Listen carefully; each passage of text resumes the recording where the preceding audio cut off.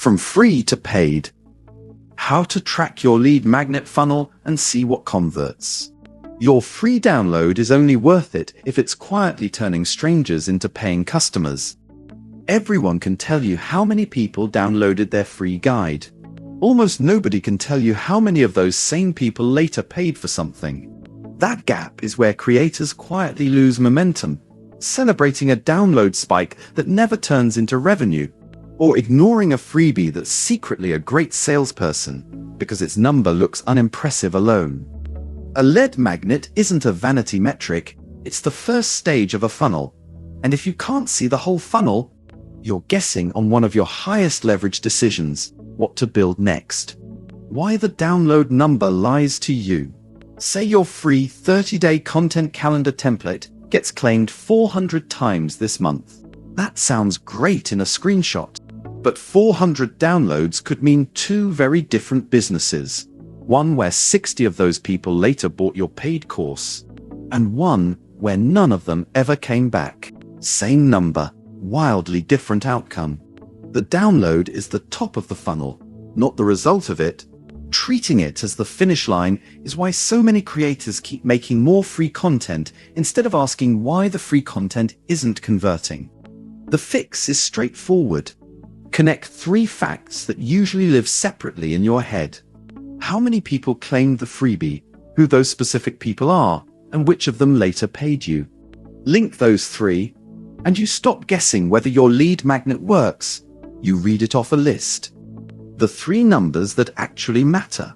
Instead of tracking downloads in isolation, track this small table for every lead magnet you run. It takes 5 minutes to fill in once a month and tells you more than any dashboard. That last column is the whole point. A lead magnet with 400 claims and an 8% conversion rate to a $30 product produces roughly $960 a month in revenue you'd otherwise credit to nothing. A magnet with 1,200 claims and a 0.5% conversion rate produces $180. Raw reach flattered the second one. The table corrects for it. Set up the funnel so it's traceable from day one. You can't analyze a funnel you never built to be traceable. The good news: if you're already listing your freebie as a free product on your storefront, most of the wiring is done for you. Every claim triggers the same instant, automatic delivery your paid product's use, and drops the person straight onto your customer list with no extra opt-in form to maintain. It's listed as its own free product, not buried inside a paid bundle description. The product name is specific enough that you'll recognize it later on the customer list, not just freebie. A welcome or follow-up email is queued so new claimers hear from you again within a few days, not just once. You know which paid product this freebie is supposed to lead toward. Decide that before launch, not after. You've noted today's date and claim count somewhere so next month's comparison isn't a guess. That third point matters most. A single delivery email is a transaction, not a relationship. Creators who see real free-to-paid conversion almost always run a short sequence. A thank you, a tip that uses the freebie, then a soft mention of the paid next step to everyone who claims. Build and send that sequence straight from your campaign tool without leaving your dashboard. Reading your customer list like a funnel report. Your customer list isn't just a mailing roster. It's a live record of everyone who's touched your business and what they've bought or haven't. Once a month, pull the people who claimed a specific free product. Then check those same emails against your paid orders. Anyone in both groups is a converted lead. Divide converted leads by total claimers for your real conversion rate. Don't panic if the number looks small at first. A 3.7% free-to-paid rate within 60 days is a healthy range for most creator storefronts. The freebie's job isn't to convert everyone, just enough people, cheaply, that the math beats ads or cold outreach. Worry when the rate stays near 0 for months, which usually means the freebie attracted the wrong audience, or nobody ever mentioned the paid product to the people who claimed it. Segment before you judge. If you run more than one lead magnet, don't average their conversion rates together. A checklist aimed at total beginners and a template aimed at people already running a business will convert completely differently. Compare each one only against its own history, not against each other. Using discount codes to nudge and measure the jump. One of the cleanest ways to both encourage and track the free-to-paid jump is a discount code that only goes to people who just claimed your lead magnet. Send it in the follow-up email a few days after delivery, framed as a thank you rather than a hard sell. Since you grabbed the template, here's 20% off the full course this week. Because the code is unique to that sequence. Every redemption is proof the lead magnet is doing its job, not a coincidence. A modest incentive earns its keep here. A freebie converting at 2% without any nudge might hit 6-8% with a time-limited code. Because fence sitters get a reason to act now instead of someday. Track redemptions against total claimers the same way as the table above, and you'll learn whether discounting is actually moving people or just discounting sales you'd have gotten anyway. What good versus underperforming actually looks like.